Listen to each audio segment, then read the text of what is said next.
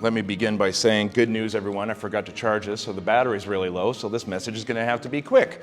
And all God's people said, amen. Yeah, you know this. If you love me, you will keep my commandments. This is such an important part of understanding what love actually looks like externally. For as we all know, words are not expensive. They are just air pushed out with different shapes that your mouth makes to communicate ideas. It's a lot more to do the thing.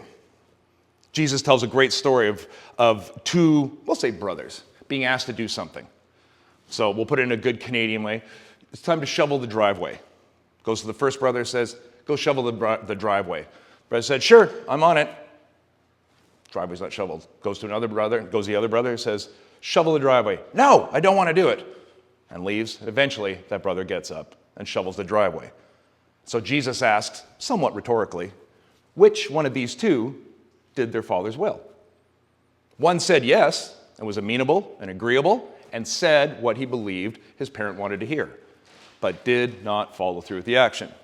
The other one was a bit cantankerous, a little bit standoffish, but ultimately did the job. And like Jesus, I will leave that with you to figure out for yourself who did their parents' will. So Jesus says, if you love me, you will follow my commandments. And everybody here knows exactly what that means. Everybody here knows, well, maybe with the possible exception to you, not to highlight you, the struggle that it is to parent, to look at a human being that you created and against all reason, love deeply, profoundly, maybe even more than yourself, and want to do this to them because if they would just listen to you, their life would be so much better. I'm very curious to listen to that afterwards. I feel like I accidentally did a Bill Cosby, and that is not a voice I want to imitate at all. Anywho, you just want to tell them, show them, be better in this area, and you will be better. And that is why on days like Mother's Day and Father's Day, the 20th top holiday in the year, the often overlooked and maligned Father's Day. You know what? This is about Mother's Day. I'm not going to make this about myself. We'll move on. I think it's really important to both celebrate the nurturing element that is so often compared to the role of a mother in all of our lives, while also simultaneously taking a moment to recognize how hard that identity is, how much you genuinely suffer, how much expectation is put on you from outside and inside. And how on a day like today, this is good, we'll have our meals, we'll share and stuff like that. But I want you to remember too, especially as we are a Christian community, how unforgiving Christian teaching has been to our sisters, our mothers, our aunts, our daughters. How much pressure has been put on them for all the wrong reasons. And how we have yet to live up to Jesus' example, his treatment of the women in his lives, his mother, his friends. The great tragedy and sadness for me in recent memory is, and this sounds silly, but the very famous book, The Da Vinci Code, from many years ago. You remember that? One of the ways in which it became so popular, and so many people believed it, was this idea that Jesus, of course, had to be married to Mary Magdalene. They, of course, had to have children, but this is something the Christian church covered up. And people believe that. Scholars started to weigh in it. It became a whole cottage industry.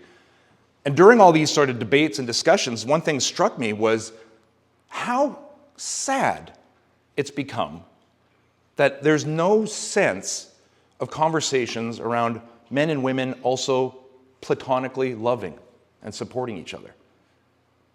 That women have to be objectified, that they have to be in certain roles.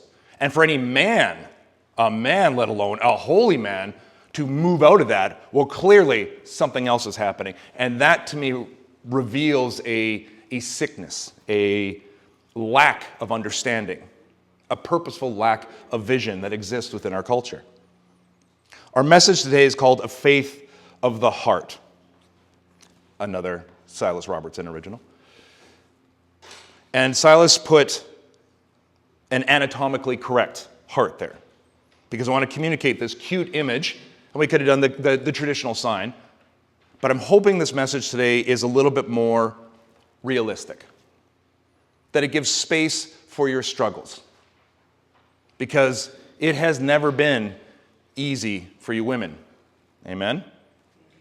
I don't know from personal experience. I'm a man. But I've heard. Genuinely, I've heard. That sounded like it was a cadence of a joke, but I really didn't mean it that, so I apologize for that. Because one of the most important self-designations that Jesus uses is the one we just read. As he's in Jerusalem, and they're like, you've got to get out of here. You've got to get out of here. The king wants to kill you. You're saying and doing these things that are threatening the established order. And sardonically, sarcastically, Jesus says, oh, no one could get killed outside of Jerusalem. That's the history of this city. A city that kills anyone who tries to preach compassion, anyone sent to them, even by God. This is a city that will end them because this city is so broken. In his words, it's so desolate. And rather than anger, what does he compare himself to? Oh, how often I've just wanted to gather you like a mother hen. That's a beautiful self-designation, a self-imagery that Jesus communicates to the world. Is the importance and the safety and the blessing it is to be nurtured and protected. Our daughters need that. Our sons need that. Because we all know what's beyond these walls is not a forgiving world. It is big, it is fast-moving, it is loud, it can be scary and dangerous. And so Jesus designates himself as a mother hen.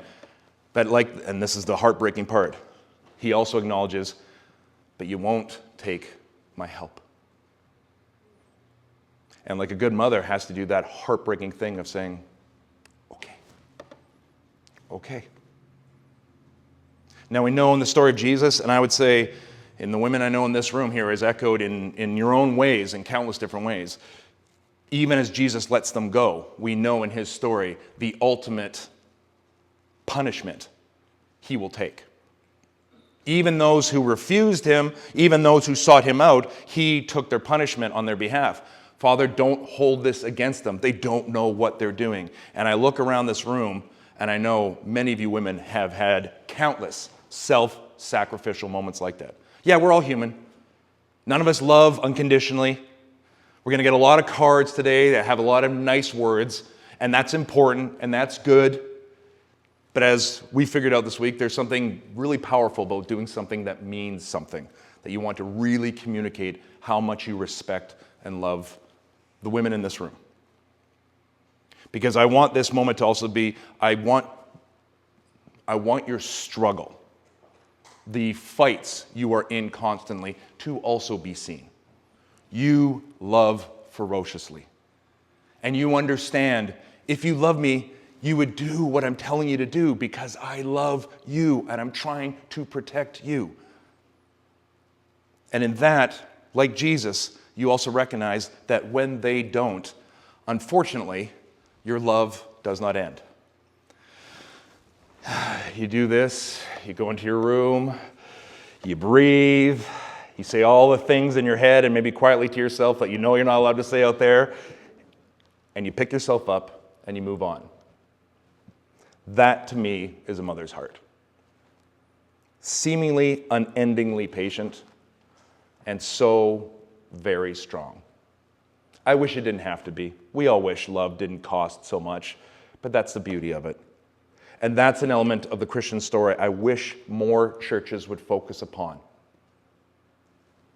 Because we know how transformative grace and love truly are. How inspiring being the recipient of compassion truly is. How much we can accomplish when we know we are loved and supported, when there is a home base to return to. And we all know that's not everyone's story. So there are bad moms out there. It's like there's bad fathers, like there's poor, misguided people. And I want to close with that because that's true. I want to celebrate the women in this room because you're good women. You struggle. And you get up and you do it again, moment after moment, day after day, week after week, year after year after year. And so I'm profoundly humbled and honored to honor you today in a very small way. And as we said in the prayers, I want you to know that you are seen, and we honor that. None of these things are missed. None of these things are forgotten. By your ungrateful kids? Absolutely. By an ungrateful society? Absolutely. But as I've said many times, and will say many times again, in this room and online, the historic treatment of women that exists in the Western 2026, 21st century Christian church that seeks to follow Jesus is nowhere near how much Jesus respected, learned from, listened to, and taught women. So do not hold up the church as the example of how honored you are, but read Jesus. If you want a quick thing, Google Jesus talking to women and enjoy some positive elements of the internet for a while. Recognize that when Jesus says, "How I wish I was a mother hen to gather you under my wings," how serious he was taking that, how honestly he was taking that, that he recognized in that is the picture of nurturing. Nurturing a rebellious child, nurturing a patient child.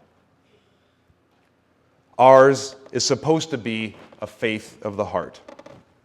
So thank you, ladies, for helping us understand what a heart does, what a heart means to be.